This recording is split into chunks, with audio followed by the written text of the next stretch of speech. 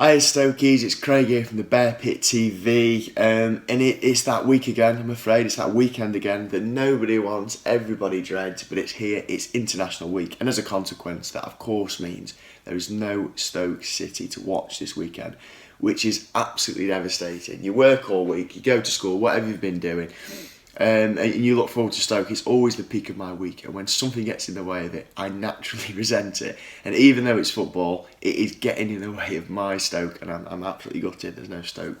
Nonetheless, we have, of course, a few Stokies that feature for international teams.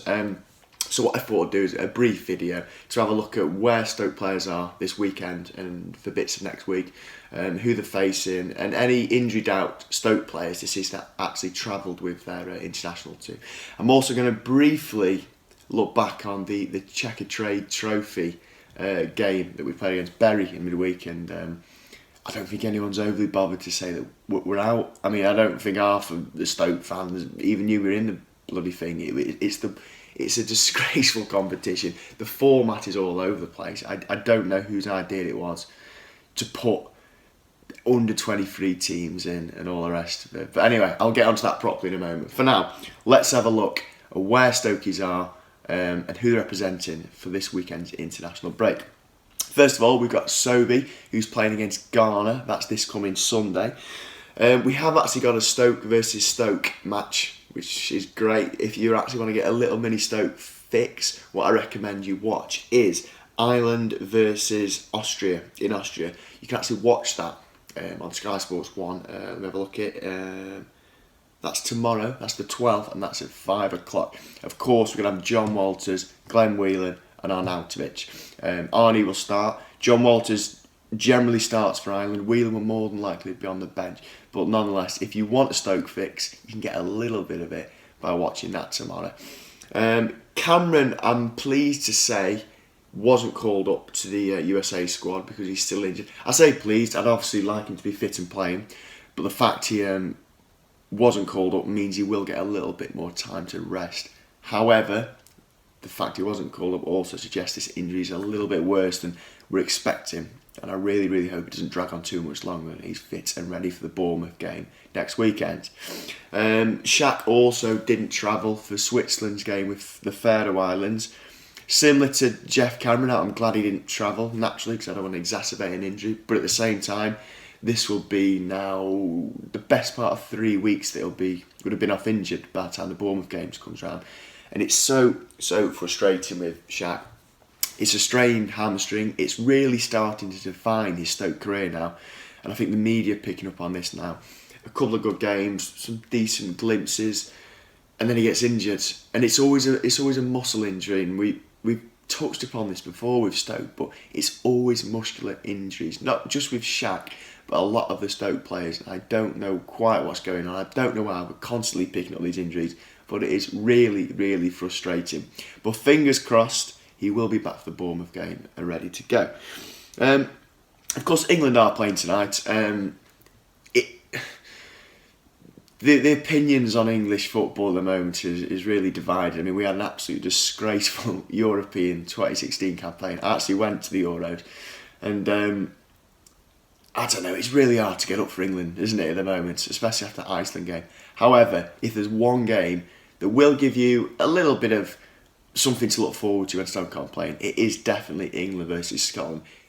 It will get as close as you could manage to replacing a Stoke fixture. It won't replace it at all, do not get me wrong, but England-Scotland is a fantastic game. It's our biggest rivalry in international football, and it's one we cannot lose. I don't think we will lose. I think we will win comfortably. Scotland have had quite a poor start.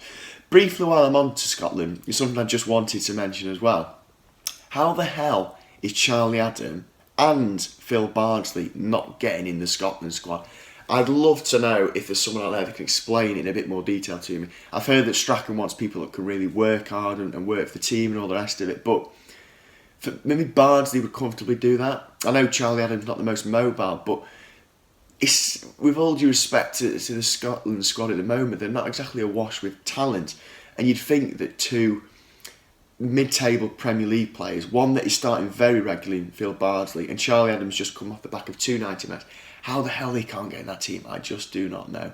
I really do not know. It's absolutely baffling. Charlie Adam's a quality footballer. He really is. I agree he's not the most mobile. His fitness is questionable sometimes, but he's a quality footballer, and I do not know how he does not get in that squad. I'm absolutely baffled. If somebody could enlighten me on that a little bit, I'd love to know. Drop us a comment if you know why these pair aren't getting the squad, because it is mind-blowing. Okay, so that's the international roundup. That's where Stokies will be and won't be in Scotland's case. What I will touch upon before the end of the video is also, as I mentioned, the Checkatrade Trophy, the worst football competition in the history of English football. I don't get it. It's bizarre. They obviously, for those that don't know the format, it is the old LDV, Auto Windshield, Johnson's Paint, whatever it's called, whatever you remember it as. It's that trophy, but they've invited several Premier League development squad, the under-23 squads, to come and play in it this year. But it's just bizarre. I don't know what the purpose of that was. I think it was just to kind of appease Premier League youth squads. It's so weird. We played Bury on Tuesday night in front of a whopping 698 fans at the Bet365 Stadium, which, yeah, no one wants to play in front of that. But weirdly, despite it meaning to be our under-23 squad, we had some big names playing. I think we had Bojan played, Muniesa, £18 million in Bula and Peter Crouch. By my maths, that's £30 million plus pounds worth of talent in this competition, and it just seems bizarre. Bojan scored, we drew 1-1, and the cherry on the bizarre cake of this competition is the fact that if it ends in a draw, it goes to a penalty shootout. And I don't understand that. I'm a bit of a traditionalist when it comes to football. You don't have a penalty shootout if the match is a draw. That's English football. That's a staple. That's just obvious. I don't know why this happens. I don't know who decided to implement this. Apparently, if the game ends in a draw, the penalty shootout winner gets an additional point. Mind blowing. I don't understand. Another point, I'd love some Stokies to answer this. The final is going to be held at Wembley. Stoke are obviously out of the competition now. We lost the first two games against Bradford and Morecambe, and then we obviously only drew against Bury. If we made the final at Wembley, would you go? It's a question I'd really like Stoke fans to answer, because I live down in London myself, and the thought that Stoke could be at Wembley and me not going is a bit odd. But at the same time, it's this bizarre trophy that I just don't believe in, and I feel a tad hypocritical going to watch it even at Wembley. But yeah, just a passing thought there. Let us know what you'd do. So there we go. There's a bit of a roundup on this international weekend. Let us know if you like the video, of course. Drop us a comment, drop us a like, all the rest of it. And yeah, we'll see you again for Bournemouth Stoke in a week's time. But stay patient. The international week will fly by, and before you know it, we'll be back with Stoke, and yeah, normality will return.